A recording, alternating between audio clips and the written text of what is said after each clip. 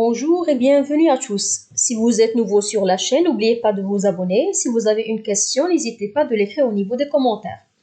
Dans la vidéo d'aujourd'hui, on va voir la formation des roches sédimentaires et plus précisément, on va voir l'étape 4, la diagenèse.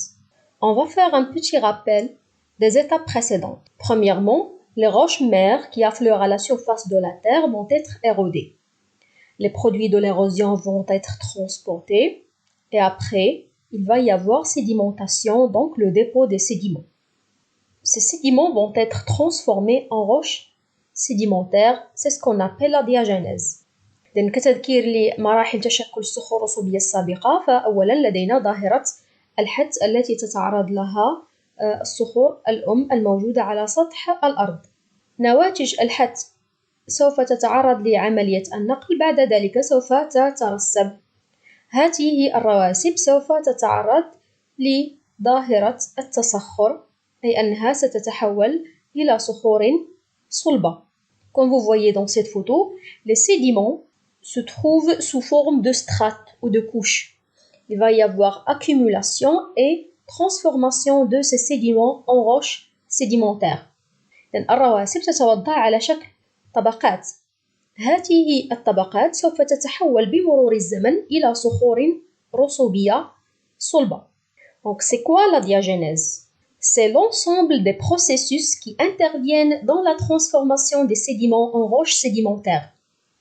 التصخر هو مجموع العمليات التي تساهم في تحويل الرواسب إلى صخور متماسكة. Comme vous voyez dans cet exemple, le sable va être transformé en grès. الرمل سوف يتحول إلى صخرة تسمى الحجر الرملي الخشن. On va prendre quelques exemples pour bien comprendre comment on peut passer du sédiment à la roche. Comme vous voyez dans cette photo, les particules argileuses sont gorgées d'eau. Il y a presque 60%. الرواسب بشكل عام تترسب في أوساط مائية، فهي تكون بشكل أساسي محاطة بالماء. والفراغات الموجودة بينها تسمى مسام, les pores. Le tableau suivant montre la variation de la température et de la pression en fonction de la profondeur des sédiments. Nous avons la profondeur en mètres, la température en degrés Celsius et la pression en kilogrammes par centimètre carré. Lorsqu'on est à la profondeur 500 mètres, on constate que la température est de 15 degrés Celsius et la pression est de 70 km par centimètre carré. Lorsque la profondeur augmente, 1000 mètres, on constate qu'il y a une augmentation de la température, elle est égale à 150 degrés Celsius et la pression aussi augmente, elle est de 120 kg par centimètre carré. الجدول يبين تغير درجة الحرارة والضغط بدلالة عمق الرواسب. كما نلاحظ كلما ازداد عمق الرواسب كلما لاحظنا ارتفاعا في درجة الحرارة إضافة إلى ارتفاع الضغط، وهنا نتحدث عن ضغط العناصر الحتاتية التي تتوضع فوق بعضها البعض. On va voir cet exemple pour bien comprendre. Donc, sous l'effet de la pression des sédiments déposés au-dessus, les particules argileuses se rapprochent.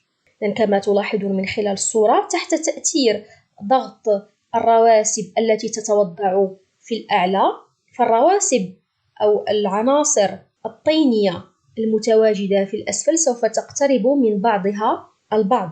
Et en plus, l'eau est chassée, il y a diminution de la porosité. نلاحظ أيضا أن كمية الماء تنخفض جدا، وهذا لأن الماء يطرد بشكل تدريجي مما يؤدي إلى انخفاض المسامية la porosité، وهي المسافة الموجودة بين كل جزيئة طينية وأخرى. On parle ici de la diagenèse par compaction. التصخر في هذه الحالة حدث بواسطة التماسك، وخلال هذه العملية يتم طرد التدريجي للماء باختفاء المسامات وتقارب العناصر من بعضها البعض مشكلة صخرة متماسكة. On va prendre un deuxième exemple. Comme vous voyez dans la photo suivante, les grains de sable vont se sédimenter. L'eau qui existe entre ces grains est chassée sous l'effet de la pression exercée par le poids des sédiments au-dessus.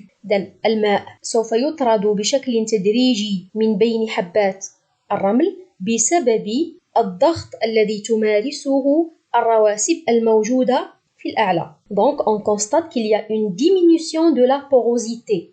يعني هناك انخفاض في المسامية وبالتالي اقتراب حبات الرمل من بعضها البعض. Après ça, les grains de sable sont liés les uns aux autres par un ciment constitué de silice ou carbonate de calcium et forment une roche appelée grès. كما تلاحظون من خلال الصورة سوف يتشكل إسمنت un ciment وهو عبارة عن ترسب للعناصر المعدنية التي تكون مذابة في الماء الموجود بين حبات الرمل وذلك بسبب ارتفاع في درجة الحرارة والطرد التدريجي لهذا الماء. إذن سيتشكل إسمنت سوف يربط عناصر الرمل أو حبات الرمل بعضها ببعض. On parle ici de la diagenèse par cimentation. نتحدث عن التصخر بواسطة السمنة. Et il va y avoir formation d'une roche appelée grès. سيتشكل لنا صخرة تسمى الحجر الرملي الخشن. En conclusion, les plus importants processus de la diagenèse sont la compaction. C'est un processus mécanique par lequel un sédiment perd progressivement sa porosité en raison des effets de la pression du chargement. أهم عمليات التصخر هي أولا التماسك. هي عملية ميكانيكية يحدث خلالها انخفاض المسامات الموجودة بين الرواسب بسبب الضغط الذي تمارسه الرواسب المتراكمة فوق بعضها البعض. Nous avons aussi la cimentation, qui est un processus chimique. L'eau qui circule entre les sédiments finit par être sursaturée en certains minéraux, qui précipitent dans les pores, soudant ainsi les grains ensemble. السمنة وهي عملية كيميائية حيث أن الماء الموجود بين الرواسب سوف يرتفع تركيزه من بعض المعادن مما سيؤدي إلى ترسبها على مستوى المسامات وهذا سيربط الحبات أو الرواسب ببعضها البعض. Donc on vient de terminer les étapes de formation des roches sédimentaires وهكذا نأتي على نهاية مراحل تشكل الصخور الرسوبية. En conclusion générale, les étapes de formation des roches sédimentaires sont 4. Premièrement, il y a érosion des roches mères.